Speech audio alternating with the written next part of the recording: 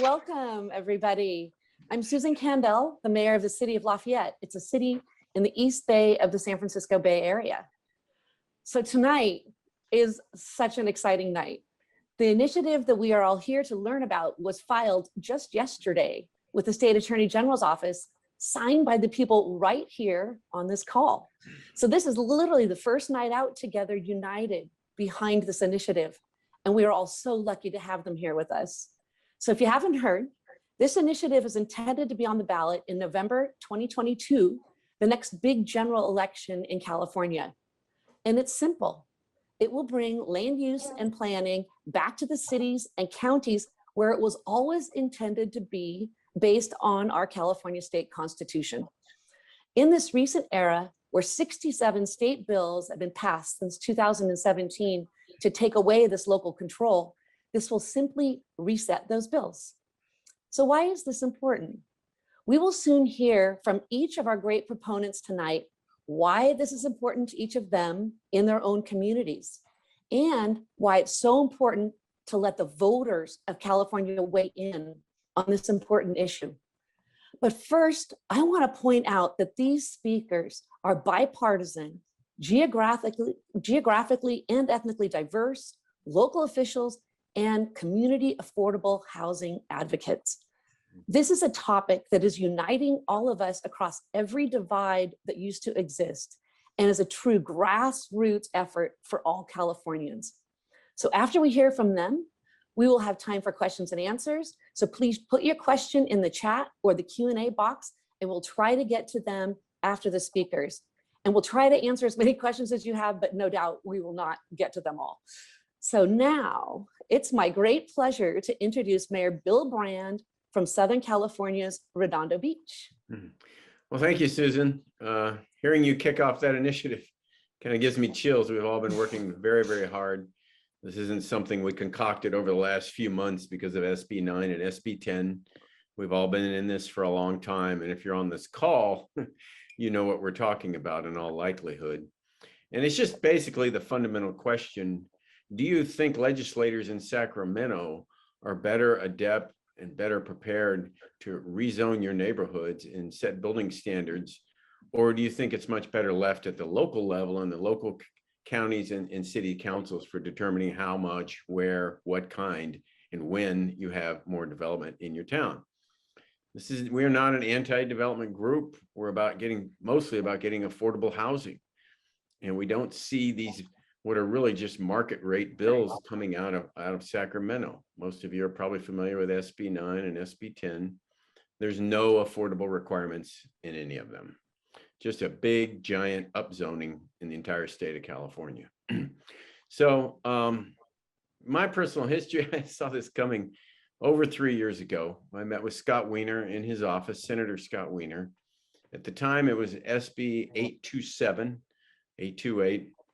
827 was unlimited density within a quarter mile of a bus stop, half a mile of a transit stop, very little height restrictions, minimum parking standards. I mean, it was monumental change to the entire state of California. I met him in his office with my fellow council member, Niels Narenheim. And my first question, really one of the first questions, is where's the affordable housing in all this? And he just kind of looked at me and yeah, so we had a nice discussion. He's a nice guy, very smart. But I walked out of there realizing this is a long game. This is not going to be over in this session. I think it was in early 2018.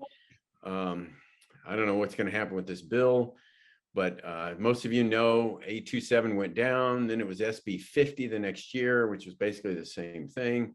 Last year's SB 1120, which went down. But as we all know, this year it's SB 9. And those are just the lightning rod issues, right? Those are bills, because there's been many, many bills getting passed over the last several years that are really just stripping local control from the residents. And again, there's no affordable housing in there. And so, you know, we had something similar happen here in Redondo Beach. And I just kind of took that idea of what we had been doing in Redondo Beach, where you require a public vote. And I said, you know what, we just got to put this before the voters of California. If this is the way they want the state managed, then let them vote on it, because it's such a monumental change to the way we do business. And everybody has different challenges in their city. We're kind of a suburb of Los Angeles. In the morning, you've got everybody driving to West LA and Playa del Rey and Playa Vista and downtown Los Angeles, even out in the valley. So in the morning, we have gridlock leaving town. 93% of Redondo residents who live in Redondo and work, 93% leave town. And they all come back at night. So we got gridlock leaving, gridlock coming back. And we do not have transit. And what we really need is more commercial where people can work and alleviate some of that gridlock. Not more residential. We're 11,000 residents per square mile. What we need, which is 2,000 residents more per square mile. Long Beach is only 9,000, for example. That's how densely populated we are. We're not some tiny little beach community. But they have the opposite problem in places like Cupertino. So, yeah, I just, met with a lot of people, went up to the Bay Area. I met Dennis, I met Rick Hall, I met a ton of people that, shared the same concerns about what was happening in Sacramento. And so spin forward 3 years, and there's a whole group of people that are now, and I know you guys are part of it, very, very concerned about what's happening. And as you know, SB 9 and SB 10 are now out of the Assembly. They're going to the Senate, and this has been baked in for quite some time. So anyway, I showed my initiative, and I crafted this initiative with Legislative Council. A lot of people don't know this, but if you want to write an initiative to appear on the ballot, Legislative Council will help you. Yep, they have the same people that write the bills for your legislators. If you petition them properly, they'll assign an attorney to you, and they'll help you. And that's what I did. And, but, as I said, that was over 3 years ago, but it took time, and we, did a bunch of, remakes and amendments, and here we are.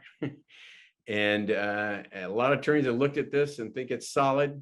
So read through it, but in the final analysis, it just brings zoning, land use, development back to the local level where it belongs.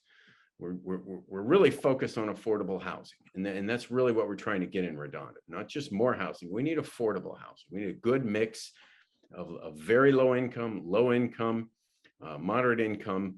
But these market rate bills are gonna shove that out. And plus we have the RENA. I'll wrap it up with every city in Southern California right now is having to go through a new certification of their housing element, and they've got these huge requirements from the state to upzone our town in hopes that some of that'll be affordable housing. And you just end up upzoning your town, and it doesn't really work, and they're unrealistic numbers. So we really think it needs to come back to the local level. That's how all these people have gotten together. That's why you're here, and this is our great opportunity. But it's not going to be easy. As you can imagine, it's going to be millions of dollars to get this on the ballot. So if you want to learn more about it, the initiative that we filed yesterday is on the website communitiesforchoice.org. Again, that's just communities, plural, for choice, FOR, choice.org. You'll see us up there. You'll see the initiative itself. It's been a race to get it in.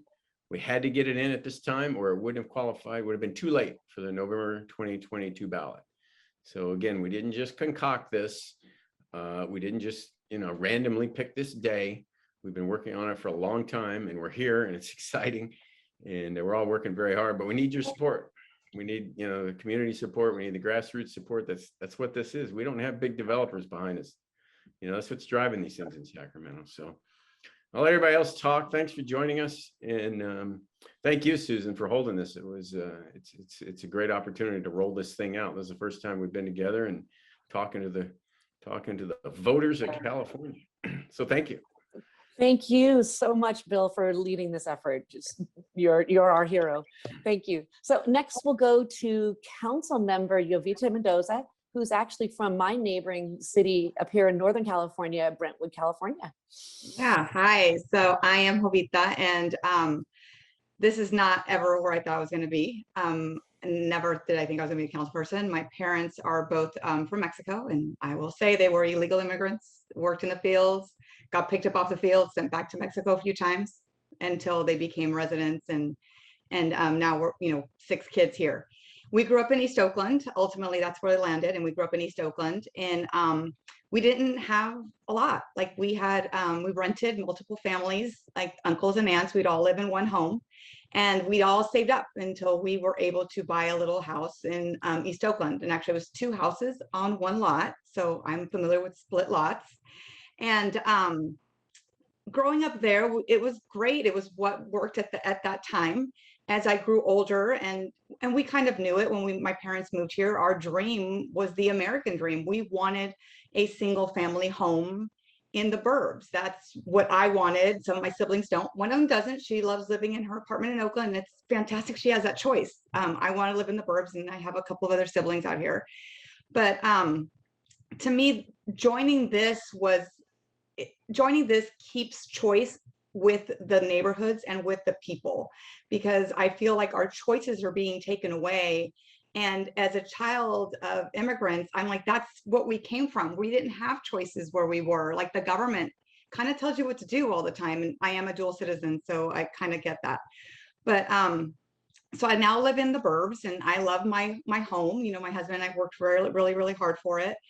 And I got involved in politics over land use issues. We had developers that wanted to come in and take an area that was zoned for about 400 homes and build 2,400 homes in it. So we fought really hard against a developer. We actually got voter turnout during a special election to be 40%, which usually it's 20%, and we beat them 71 to 29% at the ballot. So that's kind of what got me started. And then once I became more involved, I decided that if I was going to walk, talk about all of this all the time, I kind of got to walk the walk. So I'm like, I'm going to run for council. And when I force ranked my issues, land use is the first one. Affordable housing is another one. I kept seeing our council build homes and not mandate any affordable housing in our developments. They kept taking in lieu fees. And when I looked to Sacramento wasn't doing anything to force our council to build affordable housing, and not doing anything to help either.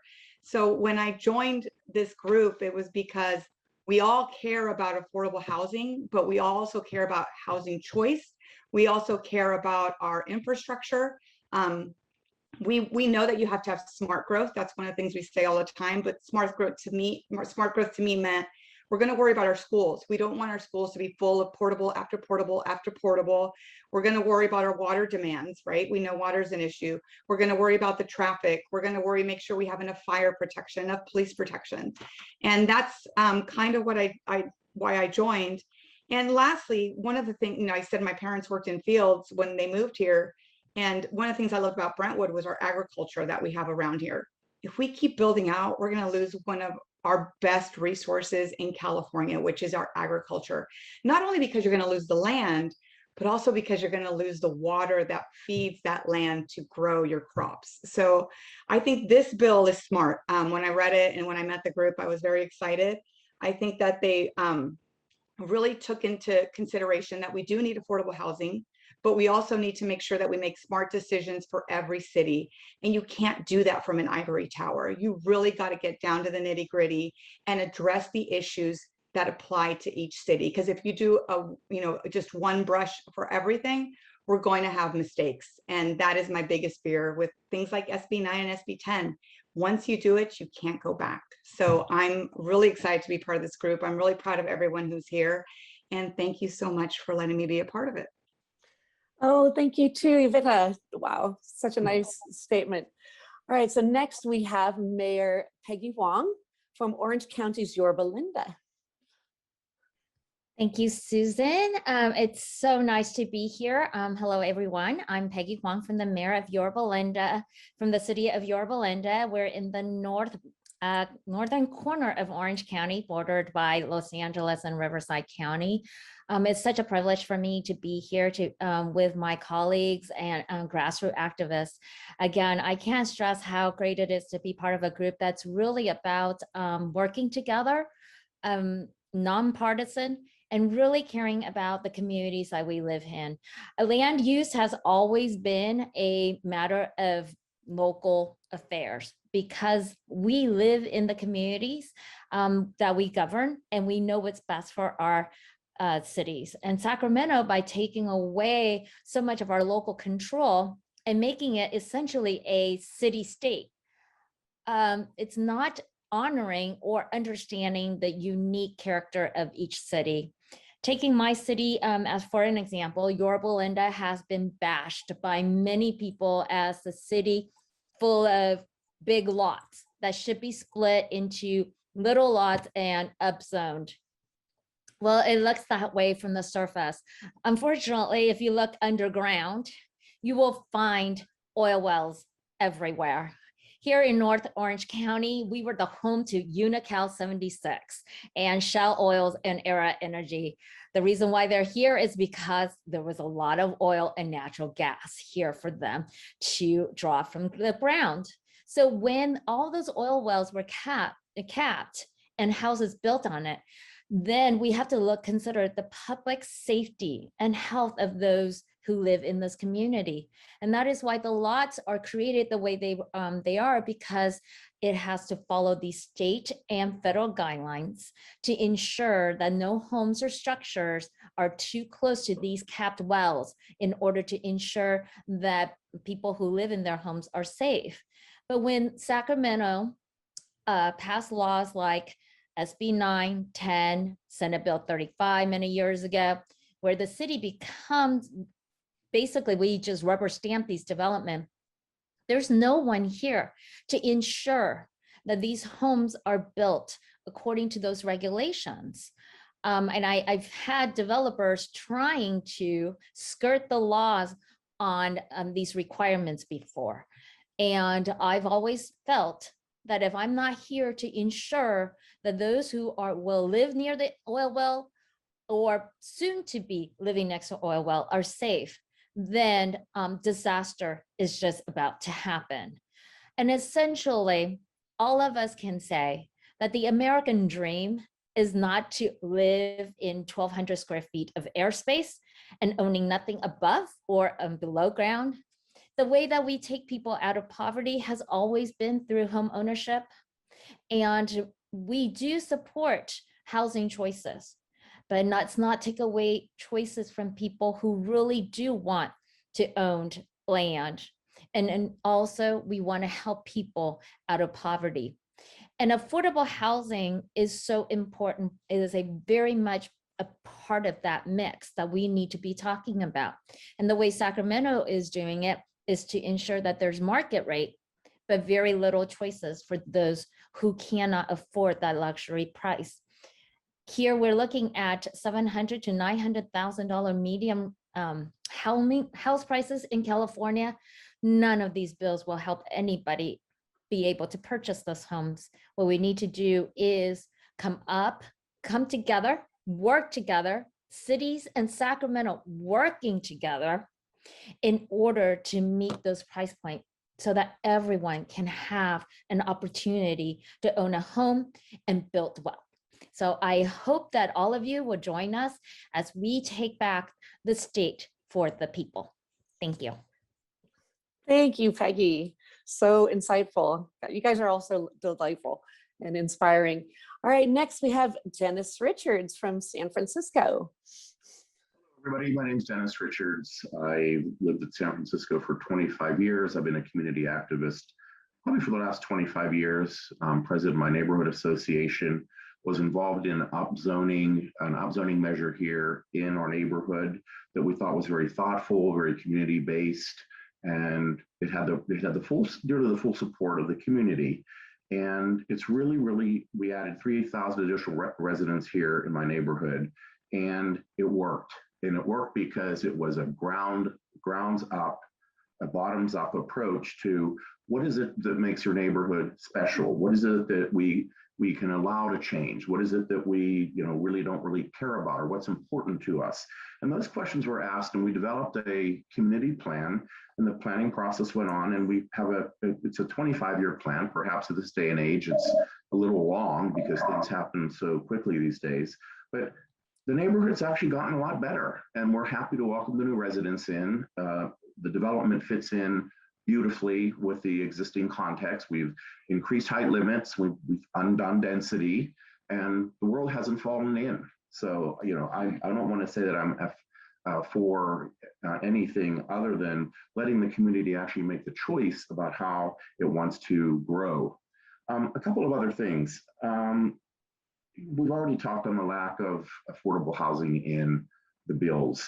When you take some of the state's existing bills and you layer them on top of what we already have from a local zoning point of view, such as the state density bonus, you are diluting the effect of the inclusionary rates that we have set locally, which actually is trying to get us more affordable housing. You add the state density bonus on top of it, and guess what? Your affordable housing percent goes down. So, these things have kind of an unintended set of consequences in that these are the kind of adverse and perverse things that can happen. The other thing is, the other things are, we've been carpet bombed by bills the last 4 years. And carpet bombed, I think, is a very appropriate term. We don't understand how all these bills interact with each other, such as, well, this one bill here, SB 9, is a duplex bill. Well, not really, it's not a duplex bill because you got to add 2 ADU units for each one of the units that you create on that lot. So it's a duplex bill being sold as it's a light density bill. But people don't understand how that bill works with other bills. SB 10, hey, David Chu, Assemblyman Chu, who I know and like, said today, and I quote, hey, if a city doesn't want to pass SB 10, it doesn't have to. Well, if you get a council that's got, if you're a general city, get a council that's got 3 pro-development people on it and 2 that aren't on a 5-member council, they can vote to create these 10-unit apartment buildings. And that may be fine for that community. However, because of SB 330 and then SB 10, the voters have no say in undoing any of it. So it's actually a very, very undemocratic. Lastly, besides the unfunded mandates piece, which I think somebody touched on, there's no money we don't understand what the impact's going to be on infrastructure, parking, public transit, which right now is really suffering, especially here in the Bay Area, roads, schools. Where's the money going to come from? And then lastly, Senator Wiener said that he thought that the COVID epidemic, and I quote, was irrelevant to future planning. I disagree. We are taking a look at how people are behaving differently, and we're now, applying what I would consider a 20th century solution to now approaching a mid-21st century reality. So, none of this is being done with an eye to understanding what the future is going to look like. We're looking back, and I think that's another one of these problems. So I'm absolutely for this ballot initiative, and I give it my full support. Thank you so much, Dennis. Once again, thank you for your comments. All right, now we will wrap this up with John Heath. Thanks, Susan. You guys are putting a lot of pressure on me with the cleanup spot here. I'll try to do my best, and I'll also try to be brief so we can get to the Q&A. Good evening, folks. I'm John Heath, president of the United Homeowners Association. We are a nonprofit mutual benefit corporation that represents the unincorporated communities of Windsor Hills, View Park, and View Heights in Los Angeles. Happy to be here and definitely appreciate my fellow proponents of this wonderful initiative. We're all here because we believe in the power of collaboration to solve problems. And obviously, if any one of us had the answer, then this problem would have been fixed a long time ago. But the simple fact that it is not is really a testament to how challenging these issues are and why it's so important to have the right approach and the right balance and really a collaborative approach to deal with them. A quick story, back in the early part of my professional career when I had hair and I was a little skinnier, working for the city of LA, I worked for the Department of Water and Power as an engineer, and they used to send me to Sacramento, where I, among other things, participated in discussions with a trade association. It was called the California Council for Environmental and Economic Balance. And it was very interesting because some of the things that we talked about were, guess what? Land use, CEQA reform, the need for housing. How do you do all that and still allow businesses to do what they do and still get the housing that you need? Now, this was in the early 90s. And I remember after the LA riots in April of 92, then Speaker Willie Brown and Mayor and Governor Pete Wilson convened an economic summit here in Los Angeles. And I went to that. And they were having the same discussions that we're having now. We need more affordable housing. Homelessness is an issue. Too much government bureaucracy and red tape. So what I'm saying is that, listen, I'm very concerned about this from the standpoint of someone that doesn't want to see all of our kids and grandkids having these same conversations 30 and 50 years from now. We need to finally get together and solve these issues.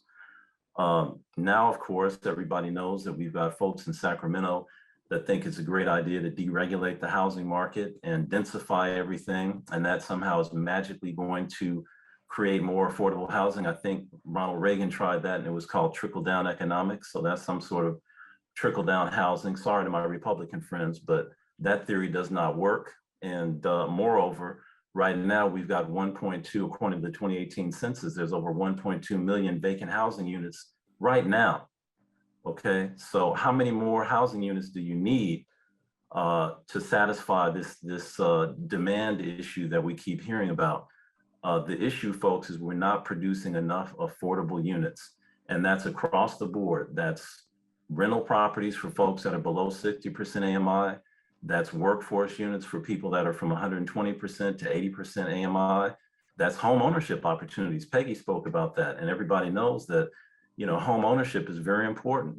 My community in particular happens to be, as far as I know, the only nationally historically designated community based on its connection to African American history that's made up of predominantly African American homeowners. So we definitely have some feelings and some concerns about the impact of any bill that starts talking about we're going to get rid of single family zoning. Are you kidding me?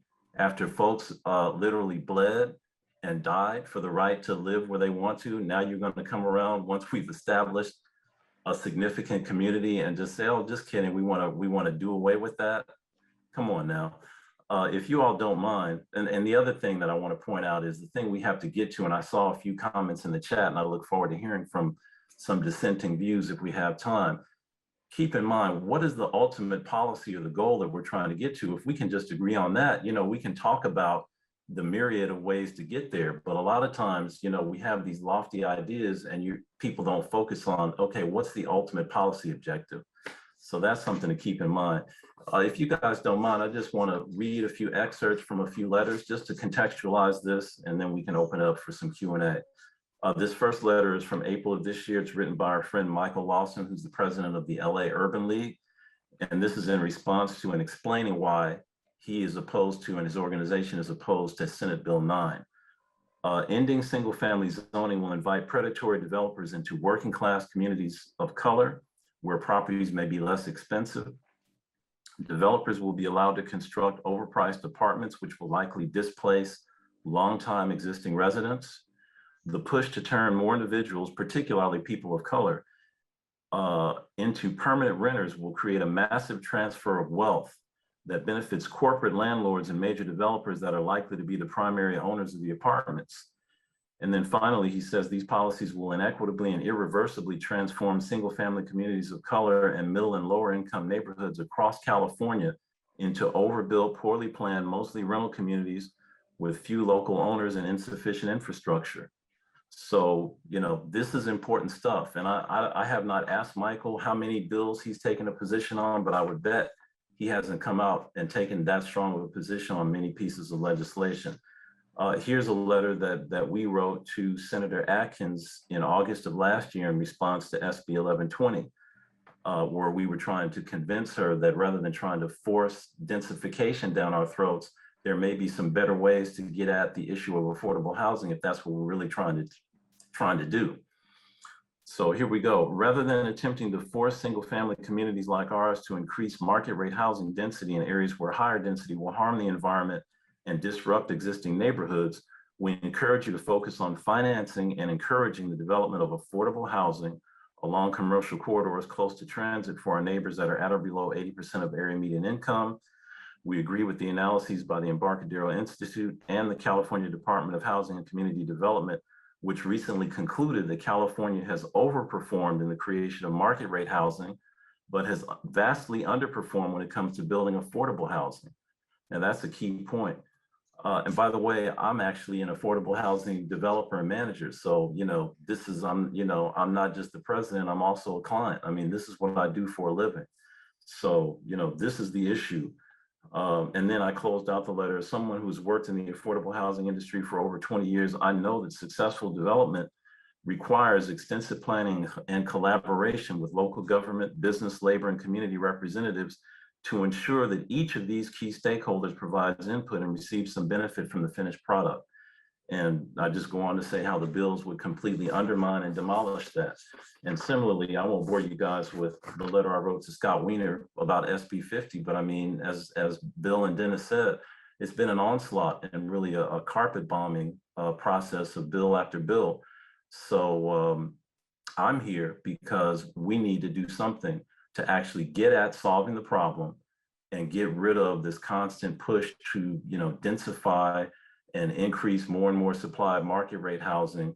Not that market rate housing is bad, we need it, but someone put in the chat, we need all ranges of housing. And this is a tough problem.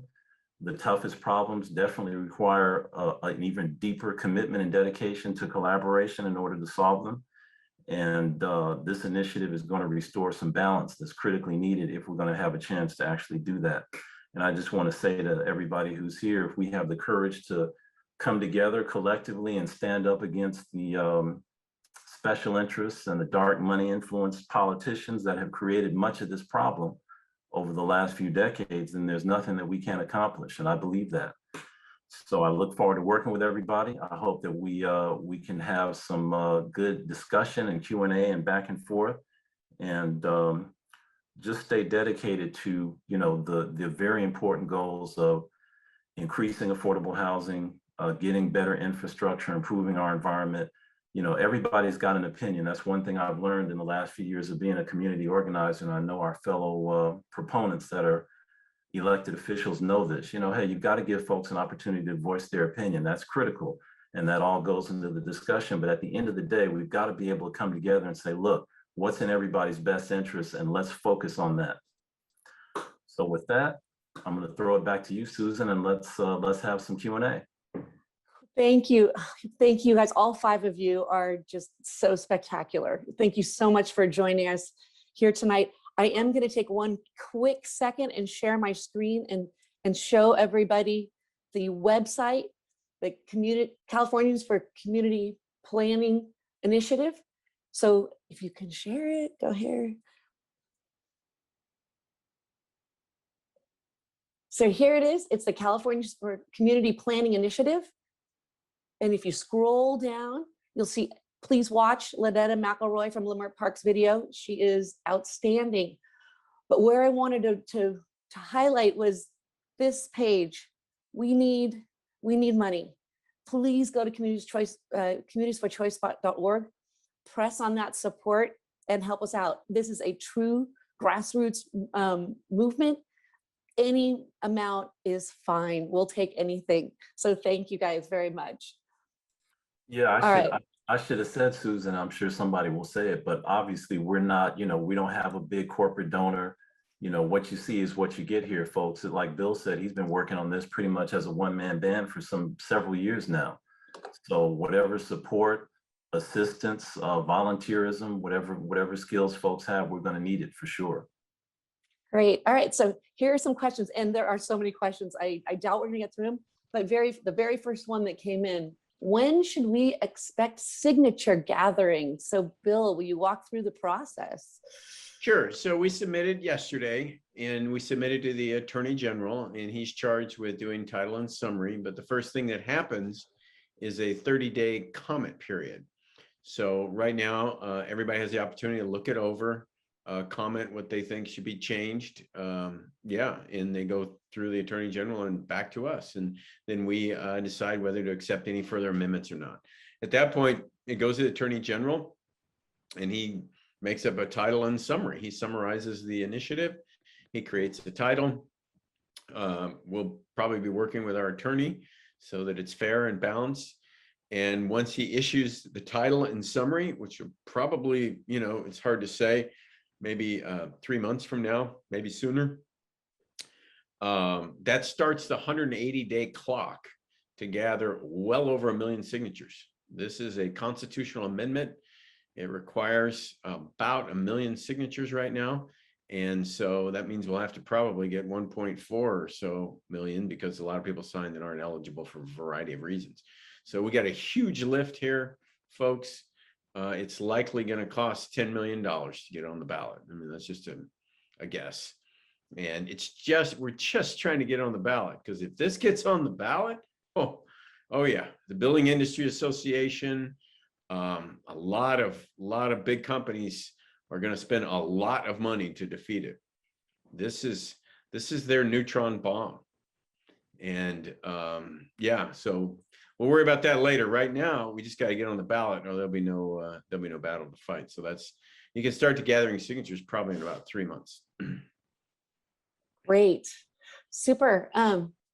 So another question, how might this initiative affect Sacramento laws already passed? Well, everybody asked me that in the very beginning. I even asked Legislative Council, we need to make this retroactive with all these things. And it was a simple answer. He goes, it is retroactive. This undoes any zoning that affects local communities. So you don't need to worry about retroactivity. It just makes zoning and land use county and city affairs now. So SB 330, a variety of bills that try to strip communities of their ability to zone their own towns will be eliminated. So if SB 9 and 10 pass, they'll be undermined, they'll be null and void. A lot of the other bills that have passed will be null and void. It'll be back to communities to figure out, what's the best way to develop their own towns and pay the bills. Perfect. All right, another one. Will the initiative be sure to include all cities and towns? Will that be written specifically? The ACA 7 has much mention of charter cities, and this is confusing. Mm-hmm. Yeah, that's probably the most confusing thing about it. But, you had to cover charter cities, you had to cover general law cities, and you had to cover unincorporated areas of counties. So, you had to amend Section 4, Section 5, and Section 7 of Article 11 of the Constitution. So, it takes a couple readings, but there's different sections of it that apply to those different agencies, counties, unincorporated areas, and cities, whether charter or general law. So it's once you read it a couple times, it makes sense. I could answer one. Jeremy, please keep going. Yes. Yeah, he wrote, how is a democratically elected legislators writing and passing legislation anti-democratic? Well, that question came in when Dennis was talking about SB 10. The problem with SB 10 is it violates Article 2, Section 11A of the Constitution, where the public reserve their right for referendum and particularly initiatives. So right from the Constitution, it says initiative and referendum powers may be exercised by the electors of each city or county under procedures that the legislator shall provide. So this isn't taken out of context. It's just very simple. If the citizens vote to enact an initiative, then the city council doesn't get to override it, even with a unanimous vote. So the problem with SB 10 is it allows city councils to override voter-approved initiatives.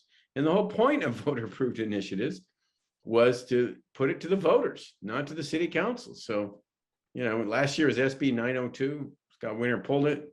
This year it's back. It's now SB 10 and it's moving. And for some reason, they think they can just violate the Constitution. And there's legal minds that are far and above my abilities that have said that exact thing. So, there's going to be lawsuits and they're going to fail. So, that's the problem. So, sure, they're democratically elected and they're passing legislation, but it's anti-democratic because they're violating the Constitution. You just can't pass a law to violate the Constitution. It has to go for the voters before you can do that, if it's in the Constitution, which is the beauty of this. So somebody was asking, John, I think, is there a way we can get a copy of your letter? The letters that you guys wrote, those 3 letters. We should probably get those to our website. Sure. In fact, if the chat, I assume the chat is readable by everybody, so I'll go ahead and post those. You can post them. Yes, you can. I'll post them in the chat right now. Just ask and you shall receive. Thank you. I'm trying to, if you guys go through these, there's so many questions. I'm trying to pick out. Okay, so very much support this effort. We all understand this is a ballot initiative. for years in the future. However, in the meantime, are the other tools to stop SB 9 and 10 between it's likely approved by the governor and this ballot initiative? Are there legal challenges, et cetera? Will this temporarily halt building between now and then? I don't think so. Until this passes, nothing changes. I guess that would be the answer. We go on until November 2022, until we vote on it, and then things can change. Ooh, this is a good one. Okay, go ahead, Peggy. Oh, there's one right here that asks whether or not our initiative is the same thing, separate from the one Mayor Succi and Glacier are trying to get on board. And actually, it is the same initiative. Both, initially, Mayor Succi, Assemblyman Mayor Succi introduced Assembly constitutional amendment, which is what this initiative was. And Senator Glacier was the co-author on there. On the Senate side, unfortunately, it went nowhere. So we decided that it's time for the people to act. So we have now moved forward with this initiative. So want to make sure we clarify that with everyone. All right, here's another question. It's kind of related. How can we combat the investor problem? VRBO and Blackstone are taking housing off market. Anybody want to take that? Well, one idea is sunlight, right? People need to understand, I've heard the response to that. Well, the investors are really only controlling a certain percentage of the single family home market. Okay, yeah, but that's still significant. And we all know once the big dogs from Wall Street and so forth get into a market, they're not coming just to take a little piece, right? They come to get everything, all the loose change. They're going to vacuum it up. So I think people need to understand what's going on. We need to really understand and look closely at the money that's driving these bills and these policies in our legislature, and put a little sunlight on that, and then play that back. I think we can get a lot of our progressive friends that are quote unquote YIMBY folks, if they really start understanding that, it may not be yes in my backyard as much as it is Wall Street in my backyard, and who's really going to stand up for that. Hey, I'm not begrudging folks from making a dollar. That's fine, but making a dollar and trying to make it look like you're making everything great for everybody else, I got a problem with that. It's the thought is, if housing is a human right, why is it still a commodity? Is my eternal question. And so, John, why do you think there are so many vacant units in California? Quite frankly, for the precise reason you just mentioned, Susan, I think, the commodification of housing is a real problem. And there's been some scholarly research that has dug down and analyzed that. With all the homeless people we have and all the people that need affordable units, I think it's a travesty and a disgrace, and we all should feel a certain way about that. But the simple fact is that we have too many people that don't understand the principle that there has to, at some point, you have to be able to say, okay, that's enough, right? I made enough money. It's okay to let somebody else get a break on their rent or whatever. Yes, again, I'm in the affordable housing business. Yes, I run a nonprofit, and we're interested in making money and making sure we can pay our bills, but not at everybody's expense. And I think that's the key distinction. But also, don't you think it's partly, it's what we go back to when I'm talking about just in my little world, affordable housing units. Sacramento we talked about this earlier, keeps putting Band-Aids on things, but they don't fix the fundamental issue, which is my problem. The fundamental issue is that there is no legislation for cities to have to do affordable housing. And if you don't have to do it, developers don't want to do it. And that's for new housing, of course. So unless we start fixing the root of the problem, which SB 9 and SB 10 don't do, because again, you already said the inventory is there, we're never going to fix the issue. It's always just going to be, something to make money with. It's never going to be something that actually helps people get off the streets or anything like that. Right. Yep. Great. All right, you guys, it's 45 minutes. I'm thinking we can wrap this up. You'll be hearing from us. Absolutely. Anybody who signed up for this will be sending things to you to help plan for the future. And thank you. I can answer. Let me answer one more question. Oh, one more, please. Yes. Somebody said, I feel like it's the preacher preaching to the choir. How can we help? Well, right now it's about money, folks. It really is. There's no real volunteer effort going on yet. There will be for sure. But right now it's really about money. So, you know, we've all done a tremendous amount of work and on just a shoestring, but now, you know, it takes money, and that's what we're up against. So, you know, anybody's sharing our views and more people in the choir, it's a lot easier, trust me, to write a check than what we've been doing for a lot of people. So I would direct people to donate at communitiesforchoice.org. All right. Thank you, everybody. Tell your friends, tell your neighbors, tell your HOAs, get the word out. Thank you. Thank Thank you, you, Susan. everyone. Everybody have a great evening. So long, everybody. All Thank right, you. bye.